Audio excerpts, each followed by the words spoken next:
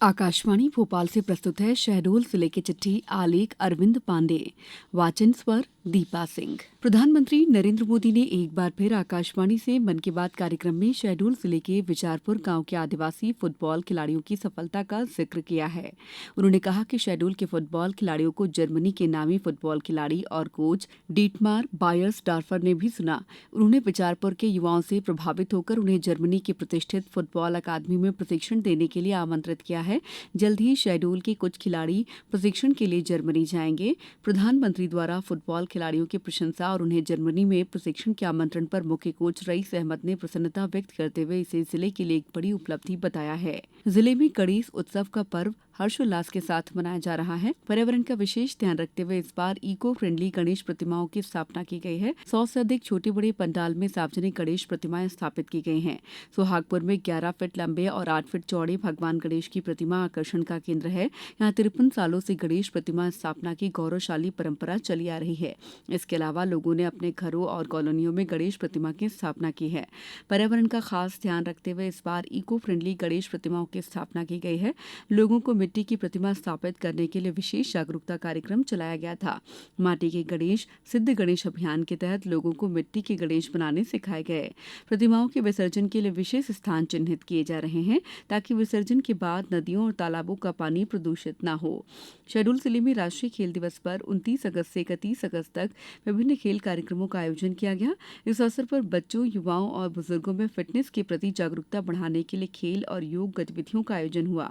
3 दिवसीय इस आयोजन में राष्ट्रीय और अंतर्राष्ट्रीय स्तर के खिलाड़ियों को सम्मानित किया गया।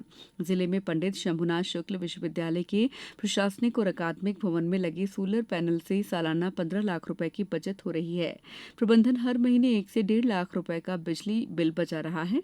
साथ ही ग्रीन एनर्जी को बढ़ावा दे रहा है। साल 2019-20 में विश्वविद्यालय के 2 भवनों की छत पर सोलर पैनल लगाया गया था।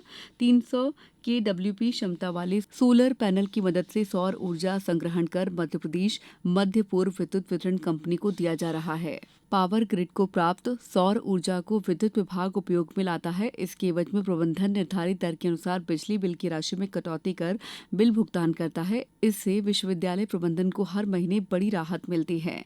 शहडोल के वन स्टॉप सेंटर में बीते 8 सालों में लैंगिक हिंसा पीड़ित 1087 महिलाओं को सुरक्षा और न्याय मिला है।